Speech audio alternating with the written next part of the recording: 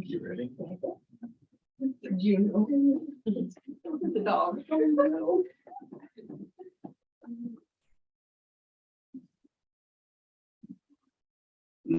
Okay, it's 9:30. I'm gonna call the meeting to order. First item is approval of the agenda. Move approved. Second. All in favor, say aye. Opposed, say no. Minutes of the October 25th, 2022 board meeting. Second. All in favor, say aye. Aye. Opposed, say no. Gross Compliance Solutions. Were you able to get that hooked up? No, but it's not a problem. I think Kelly printed you guys copies, so Yep. we'll just go off the copy.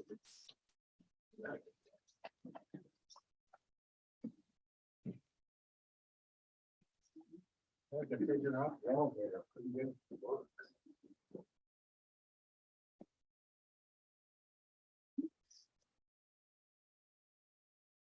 Okay, so we're here to do our annual update and renewal meeting. We're gonna go over some news you can use. We'll go over your on-demand training report, your audit and management program. Then we'll go through some of your attestation materials and then your upcoming renewal. So when we were here last year, we told you about a county in Iowa that had a breach that, just to kind of summarize it, it basically happened because two county employees clicked on a phishing email. And it allowed a bad actor to put rules in their email that allowed that person access to the county's email network, which they gained access to some EPHI. So that was one of our clients. Just giving you an update now that the breach was resolved with the Office for Civil Rights. They assessed 0 fines and penalties. This county did receive a technical guidance letter, which from the Office for Civil Rights is basically like a slap on the wrist. You're gonna get some kind of guidance when a breach happens, because there's something that you need to work harder at. So they got no fines and penalties, which was great.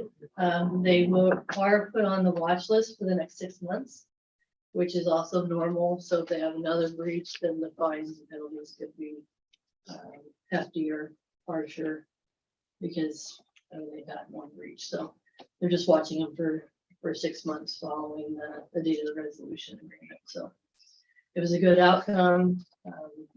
Anybody that follows our program, that's the outcome that we foresee happening when, and then the second will breach does it.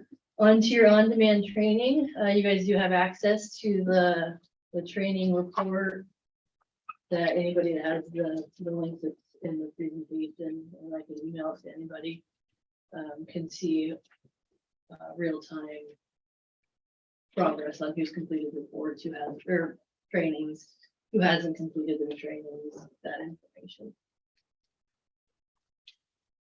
The county's overall completion rate as of October 27th was at 57.2%. This is in comparison to last year on October 18th, when you were sitting at 73.2%.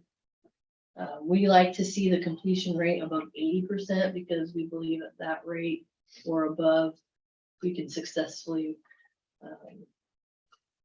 defend you when a breach occurs, because training is one of the highest things that OCR says causes breaches.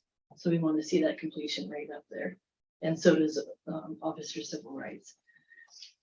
The completion rate went down dramatically when Jerry, you kind of stopped spearheading the training. I think for the Bev, is that her name?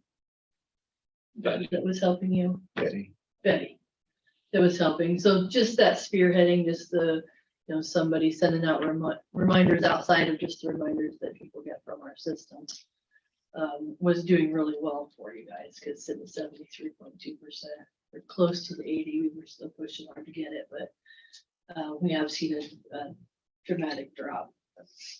Another thing to take into consideration with this lower percentage is that this quarter's course was just released on October 16th.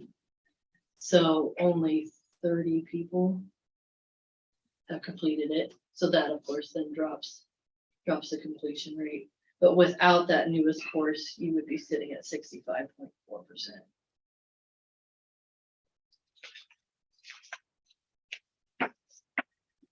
Next, I have a comparison of completion rates by department.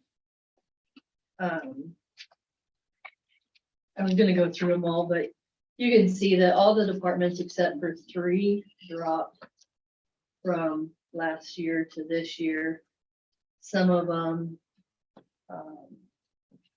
dropped dramatically. Some of them were just a few percent. Secondary roads is they went from 55% to 26%. So we need to get a training in for them. Board of Supervisors went from 77% to 31%. Attorney's office 69% to 46%. So there were some offices that really dropped off. 3 of them did increase. Auditor's office went from 80 to 90%. Community service remains at 100% completion. So I think just getting back to that, somebody spearheading it and reminding people to get those courses completed. Do you remember when we had those sessions like at the law center? Yeah, the group, Where those are really helpful, like at roads right. where people are out driving trucks all day, and when we can set up a time and you be there and do the whole thing, they all go through it, get it completed. And we're looking at doing that, you know, different opportunity at the law center and the roads, because those are the things that instead of expecting a truck driver to come in and go through it by himself, and then somebody else, he may be scheduled to do something. So it's been really helpful, and that really gets us up. I think when you were talking to us before, you were saying that we we're at 80%, and that was really good. And we'll get there again as soon as you hold those classes. Yeah, and we can schedule another group. We have to come over actually for South Central behavioral health too, so we could schedule something to coincide with them and do the sheriff's and secondary roads and anybody else that wants to join the group training, because then I'll just go in and manually update. Yeah, we filled the training room at the law center when you did it before. I think we even had 2 sessions there. Yeah, I think. Yeah. We did the morning and the- So the people want the training. It's just that it's better in a group training than to try and get people individually scheduled. Yeah, and the majority of our secondary roads clients do it that way. Sometimes if they are doing like an annual sexual harassment training or something, we'll kind of pull them together. So, yeah, we could definitely do that again and work on getting that. Why don't you give me some dates on that you can do it, and we'll start lining the people up to do it. And it might be good to keep in mind that we would do that annually with the people.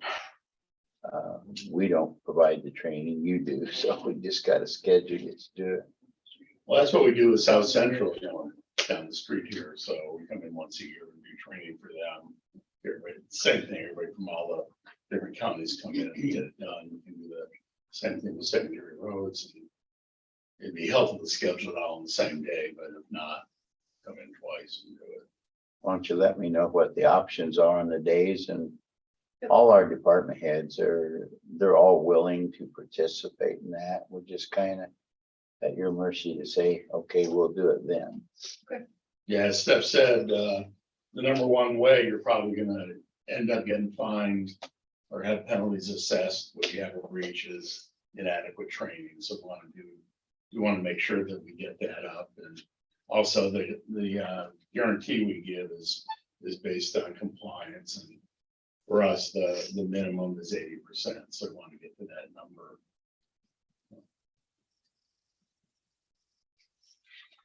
Yep, and I also, like for some of our other clients, I'll send a monthly reminder to the department heads that tells, which employees have courses to take. So if you guys ever want me to do that, I can do that too. All of those reminders are helpful. Okay. I just always like to get permission before I bombard with a bunch of emails and they're like, what are you talking about? Well, I would say you should take it that you have permission. Okay, Just direct them to Jerry if they can. Yeah. Yeah, okay, I will work on that. So then we have your audit report. The audit process is broken into 3 sections. We have the security section, privacy section, and the breach section. As we look at each section, you'll see that there's a residual risk, an audit protocol, which is either complete or incomplete, the overall risk score, which is low if it's a completed item or moderate if it's an incomplete item. And then the date for review, which shows the target quarter that we are planning on auditing or re-auditing that protocol. And then while we're auditing, we're also updating your security risk assessment and your privacy risk assessment and any policies as needed. Under the security section, we've completed all the protocols except for technical safeguards and the high-tech specifications. To get those completed, which is scheduled for this quarter, I'll be sending out a list. It's a number of computer system logs that we need to just view to make sure that you have access to them. So I'll send that list out. We'll get that done this 4th quarter of 2022. But that's all that needs to be done in your security section. Privacy section, we have audited everything. Most of this is done in the background, so you don't see as much action, but we're doing that on your behalf. So we have those completed and then we have them rescheduled again for the next cycle. And same for the breach section. Except for the training, and the only reason that the training is marked as incomplete is because we're below that 80%. So once we get up on that, then we'll be able to mark that as complete also. so on these lists here, where you have like privacy and breach, Mhm. where it says overall risk score low, what you're meaning then is that our opportunity for a breach has been assessed that it's low. Not only is the opportunity for the breach low, but also the impact on the county. Yeah, People have been impacted. so that low score is a good thing then. Yes. Yeah. And additionally, the lower the scores are, more likely we are to not have fines and penalties when we have reported breach. So we want everything to be at the low end. We can't get rid of all the risk. All we can do is minimize it to the extent possible.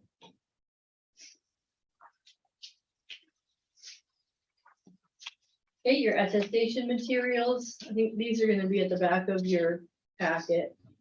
There's a certification, there's a certificate of attestation that you receive every year that says that you are compliant with the regulations. There's the letter of the county's compliance with HIPAA regulations. That can be used if you have a vendor or anybody that wants proof that you are HIPAA compliant. You can give them a copy of that letter and it should suffice any questions that they have on that topic. And then we have the full letter, the full audit report. So it's got the sections we just reviewed and then a short description at the bottom that explains, you know, why training is marked as incomplete and the things I just went over. So there's a full report of that. And then I did also email PDFs of all of those yesterday. So then with your renewal, you are currently at the HIPAA Select package. Your renewal date is November 15th. July 1st of 2021, we had a price increase, but you guys locked in the lower price by signing your engagement letter for November of 2021 early. So this year you will see the increase. It goes to $11,052 for the year. There is a full renewal letter in your packet also. And basically the renewal letter goes over what we've done. And then the 2 items that I just talked about, the training that we need to work on and then completing the system logs. And it was a 12.5% increase. We try not do them more than every 3 years. We're gonna be able to stick to that. And even with what's going on with the question now, I think we'll be okay for the next couple of years. Expectation that's gonna come down. So as I say, you're locked in, protected for a year, and then the 12.5% increase. from there.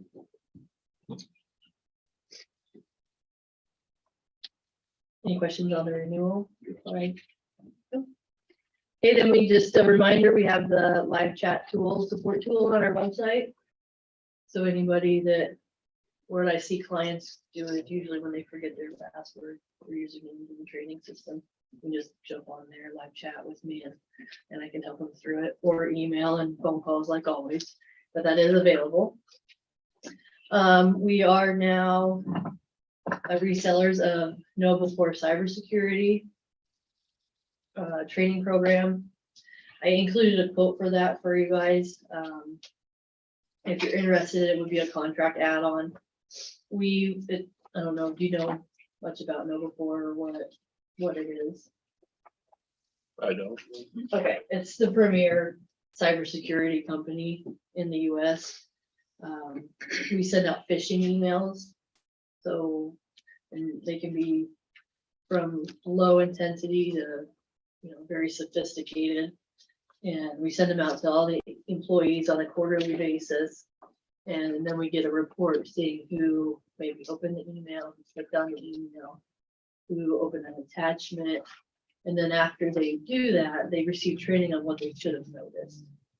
So they should have hovered over the from email address to see if it actually, what pops up is actually the email address it says it's coming from. Or if you hover over a link within the email, does it come up with something crazy that has nothing to do with the email? So some of the things that employees should be watching for when they're receiving emails, so that they're not clicking on a link and opening up your network to bad actors. Yeah, the idea is to train them to recognize malicious emails before they open them or click on them or click on a link. And successfully training them on that will drop your probability of having a successful cyber attack by about 90%. So, and as Steph said, it's by, put in air quotes, randomly sending out phishing emails that are white-hatted, so they come to us. Someone gets to see them. They get immediate training. Also, there's a feature where if they think there's a suspicious email, they can click on a button and it forwards the email on to someone to review, so that they can have that assessed before they click on it.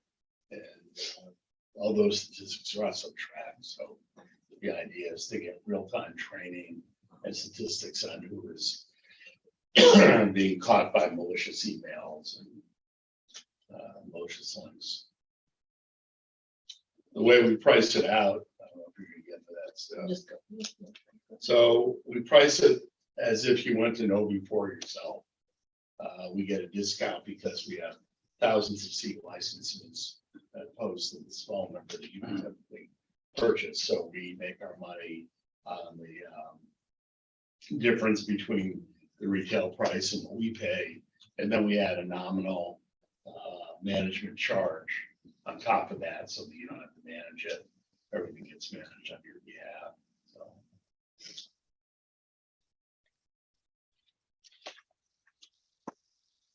Any questions on that? And the quote is good through when? The renewal date is what it says, but you can add it anytime. I don't foresee the prices going up on that at all, so. And what we do is if 2 months from now you decide you want to do it, then we prorate it to keep it on your same contract date as your services. So Roger kind of mentioned in a minute ago the indemnification program that we have now. We relaunched our HIPAA Express product, and with that we instituted this indemnification program where we're going to cover the first $100,000 of any fines or penalties that you may be assessed when you have a breach, if you are in compliance with all of our guidelines, which you'll receive a copy of the guidelines and the indemnification document. It's at our lawyers getting finished up right now, so you'll get that soon. There's no added cost to it. We're just including it with for all of our clients that we currently have. So it's an added bonus for you. And when the HIPAA Select program, it basically falls on us to keep you compliant. And which is why we're pushing on the training right now, because that's the one area where you're falling down and would violate the indemnification that we offer. But that's all I had for you, unless you have any other questions. You folks have been extremely helpful to us, you know, like 15 years ago when I wrote all of the resolutions to make us HIPAA compliant. That's all you did. I wrote all those, I mean, a stack like this, the resolutions, and Wapello County was now HIPAA compliant. And then you forgot it for a year. And now that's not the case. You've been extremely helpful to us in providing the training. We didn't really have access to training. But you've helped get us up, and every time you meet with us, all the department heads then are renewed, and we make those group meetings, and we get back to where we're supposed to be. You've been And we very did helpful. Thank you. We did do a departmental walkthrough last year. Can't remember the date, I double checked it. With the county, we'll do it again next year. We used to do them every year. And when COVID hit, of course, some counties didn't want people in, you locked down the courthouses. So that kind of got us off, but with the counties not really restructuring how your offices normally are, like a private business might move things around a little more. We're happy with doing it every other year. So we will be due to do that again with your department heads again next year too. Well, I'm very fortunate. I get a double dose of this. I'm on the Yeah. South Central Yep, you can sell board, so I get it there, and then I get it here, so. Well, I'm glad you consider yourself fortunate. it. Most people would be running. Steph, can you send me a list of all the employees that we have signed up? Yeah. Because I know I'm assuming we may have someone, your list, that are no longer That have employees, left or maybe that. or we might need to add some. I can do that. I'll do that with every department. I'll just send the list out of the outstanding courses and then who's, so we can kind of get a good update on that. How do you think we do on getting the names of new employees to you? Do you think we're doing that rapidly enough, or is it later on when we, oh, wait a minute, we have a new employee, we better send that? Do you think you get rapid attention on that? I don't know, because I don't really know when employees start. I would So- probably say, Like some department heads will email me pretty quickly, I'd say. Some I don't hear from at all, so I'm gonna guess that they're not up to date. But And But- it should but- actually be part of your onboarding process to make sure that we get notified so we can get them into the training. yeah, we have some departments that when IT sets up their credentials, the IT director just emails me and lets me know that there's a new employee, or when they terminate their IT access. So I don't know if that would work for you guys. But then if I do those monthly reminders, then at least on a monthly basis, we can be. I know when I look at your list that you send, if I recognize someone at the sheriff's department that's not there, I notify you then that Yeah. they're not there anymore. Right. But we're Because always that does trying affect to, your completion rates too. yeah, Because if you have somebody out there that is not taking the courses because they are no longer with the county, but we haven't been notified, that's gonna lower. your- lowers our score. Right. and I could have You'd likely Teresa. could probably do some research and come up with the numbers, like how long it takes, or at least when someone, we're notified about someone being added or deleted by departments. If you find that helpful, we can put those numbers together. But whenever we meet like this, things like that, that's a good part. They come up, things that we might not have realize that needs attention, and you bring it to our attention, and we'll correct it. Well, we'll do the research and give you a report, and we'll add it to this annual renewal or whenever we meet, so you'll know what those stats are. That's a good thing to track. Any questions? Someone want to make a motion to approve the renewal? For the contract renewal, the amount of $11,052. So we've got a motion and a second. Any questions or comments? Not all in favor, say aye. Aye. Opposed, say no. Thank you again for your work with us. Thank you. Well, we appreciate it, and thank you for the comments. Hear from you very soon on training. Okay?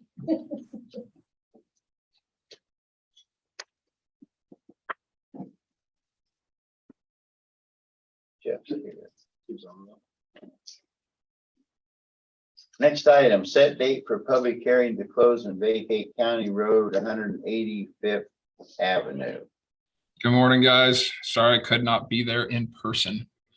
As you know, conservation ground up there just south of Kirkville, they're having a mine reclamation project. And part of that project, we are going to close and vacate a section of that dirt road there that lies between the county park on both sides. I met with Rick and the landowners to the north. I was not able to get a hold of Larry Glenn, but I don't see it being an issue for him because this road is pretty woolly and I don't think you can get a pickup down it currently. So we're just setting the public hearing for, I think, is it the 22nd? Yes. Yep. Any questions? No, really what we're doing here is just setting the date for public hearing. So entertain a motion to set that date. So Any questions or comments? Not all in favor, say aye. Opposed, say no.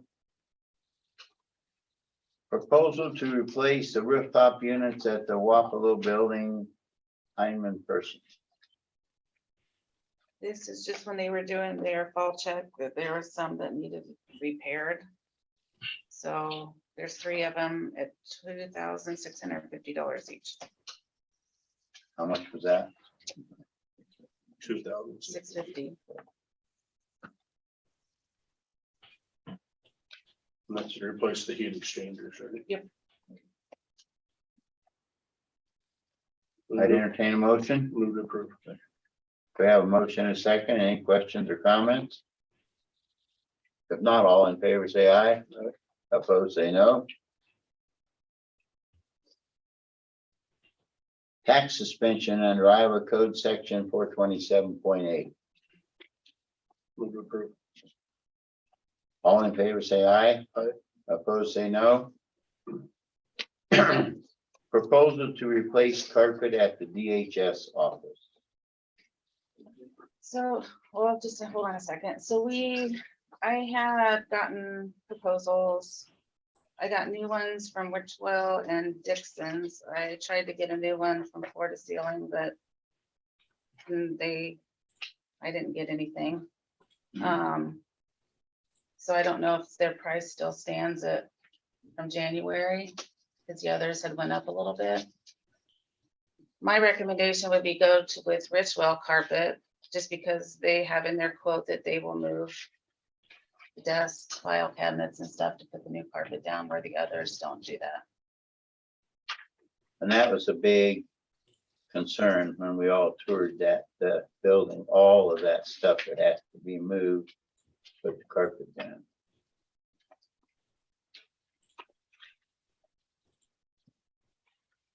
Any questions or comments I about think it? it's probably time to get something done. I know I'd mentioned a couple meetings ago, last meeting I was down there. They took me through it and it's due. It's life's ran its course, so. I'd, Blaine already moved it, I guess. I'd second. I got a motion and a second. All in favor, say aye. Aye. Opposed, say no. It's approved. Mike Mortensen, President of Iowa State Veterans Affairs Service Officer. Going to give a presentation to the board. Thank you very much and good morning.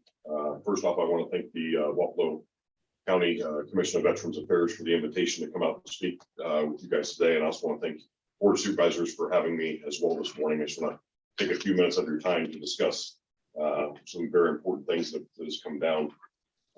Two things I'd like to share with you in history. The first one that I'm very sure you're familiar with, but this year it'll be 157 years ago that President Lincoln quoted our mission that we live by every single day: to care for him who shall have borne the battle and for his widow and his orphan. That was a big day in history.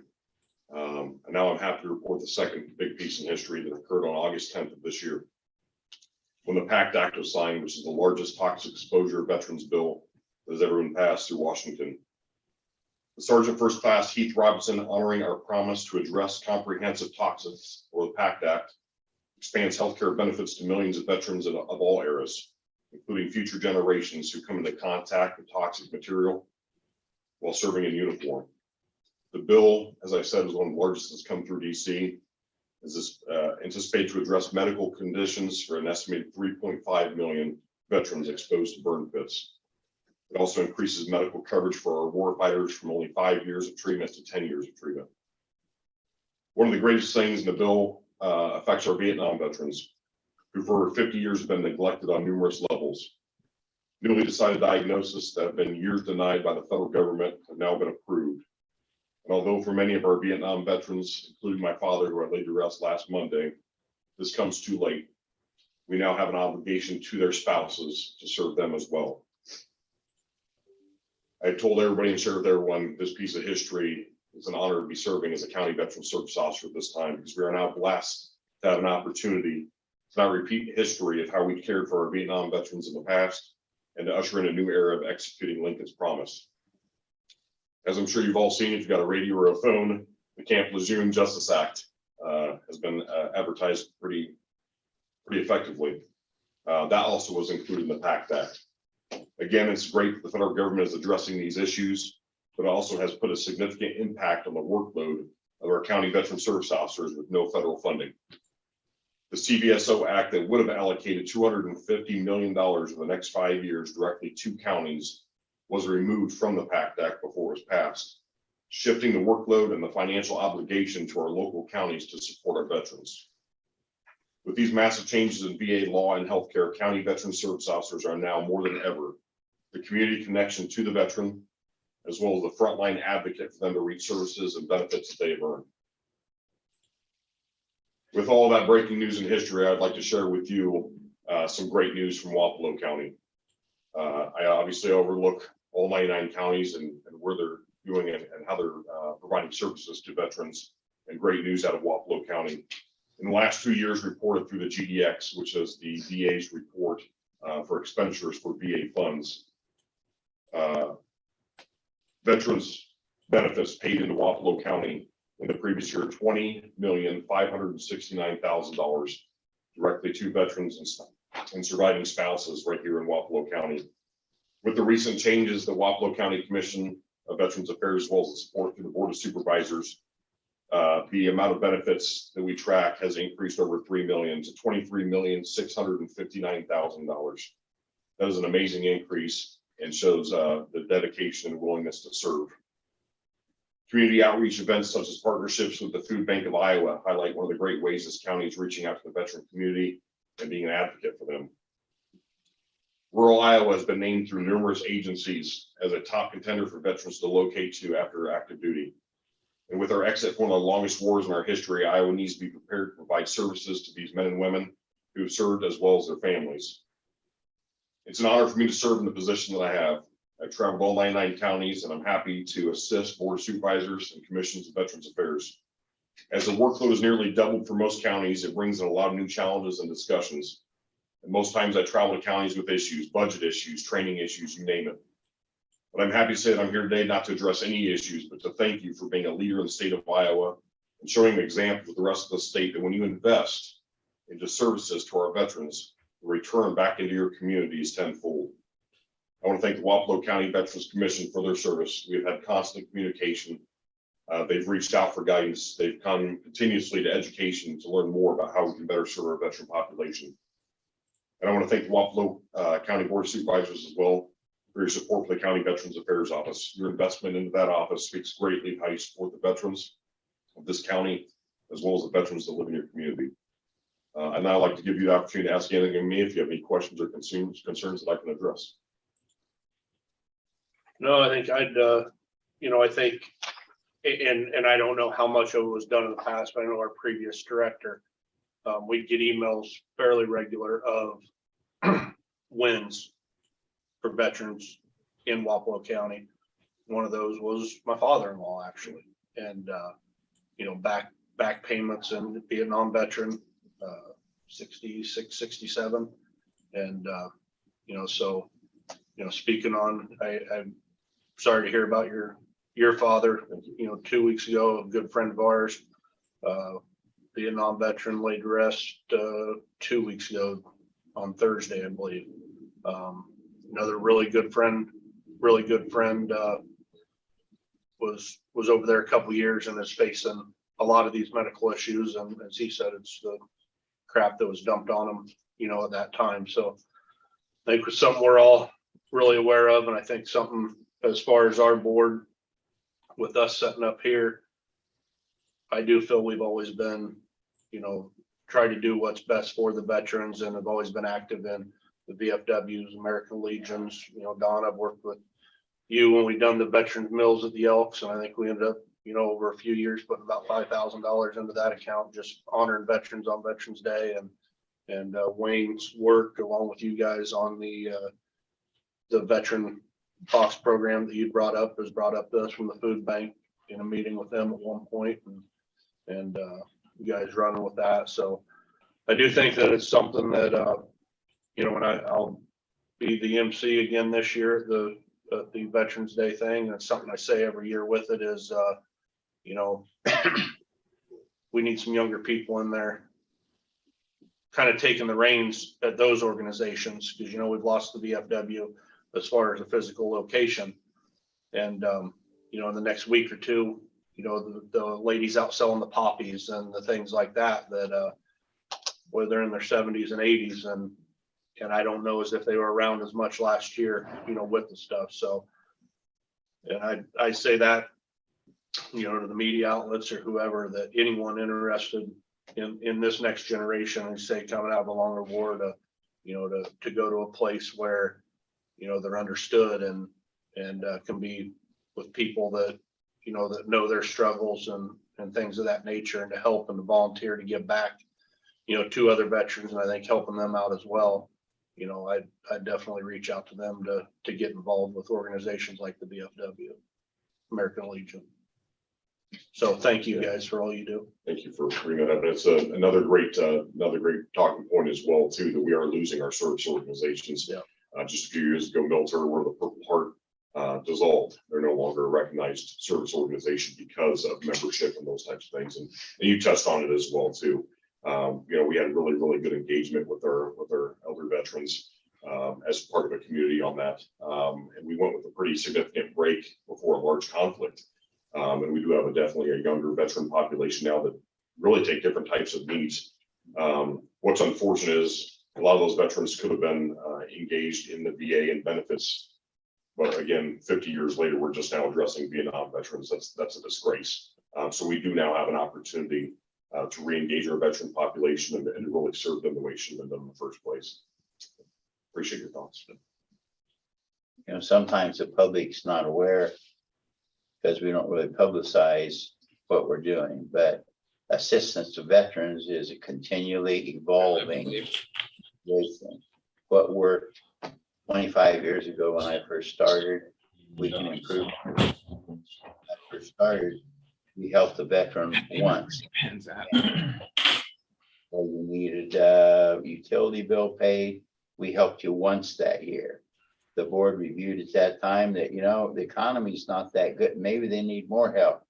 So without a lot of publicity, we said, all right, we can help them $3 a year. Thank you. So after so long a time, maybe someone doesn't need a rent payment or they don't need a utility payment.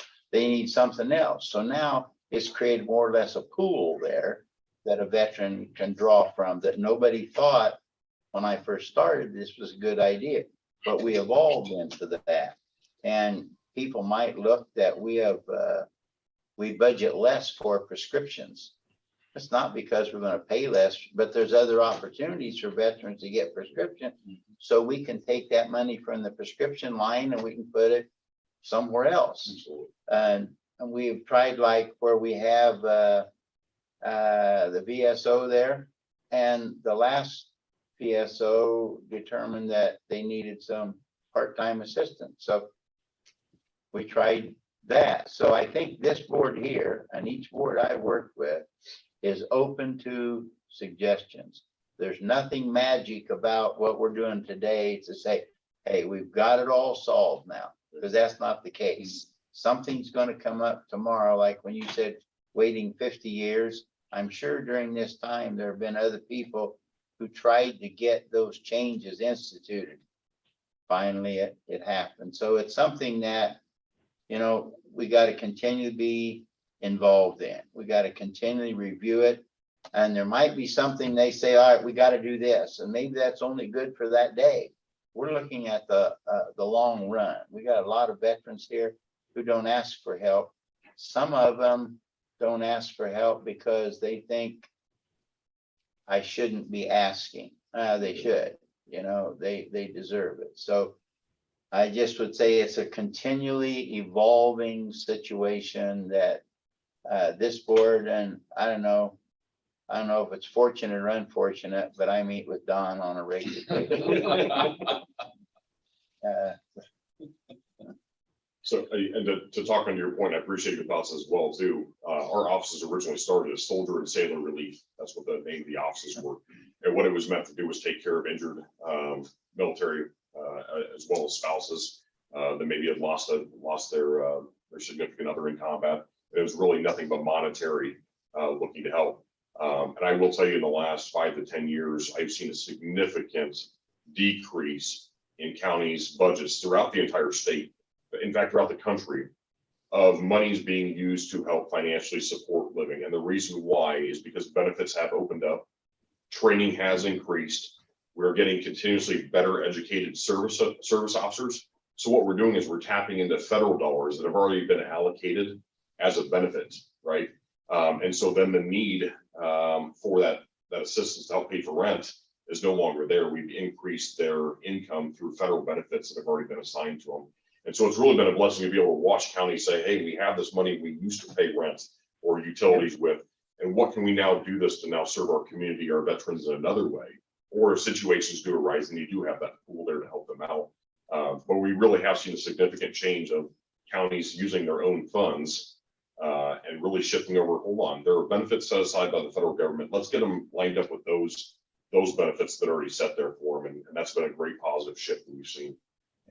And also, you know, there are certain things that you cannot use.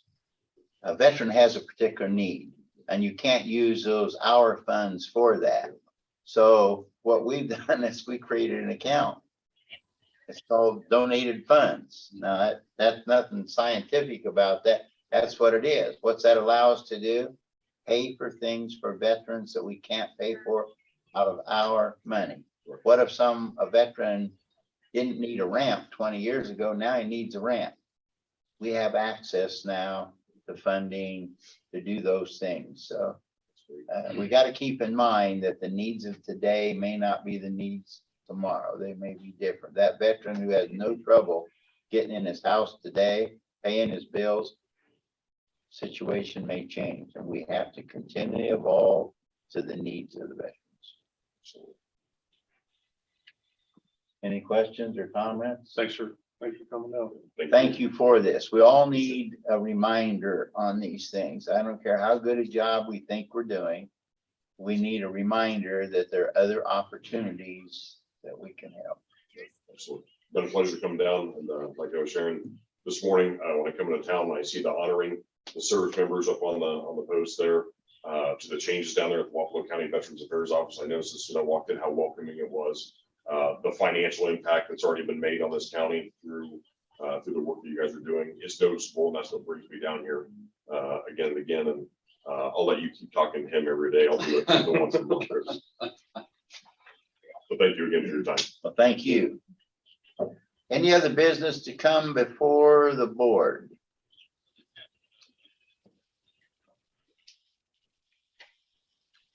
Did you get to talk to the guy on the bridge when he was in town? Yeah. And he said they think they'll have a plan to it. Lots. Any idea how number wise? I think we're probably averaging like 115 or 20 people a day. Okay. In office, so.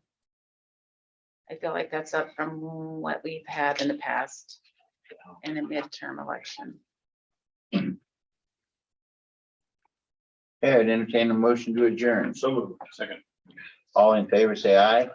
Opposed, say no. We are adjourned.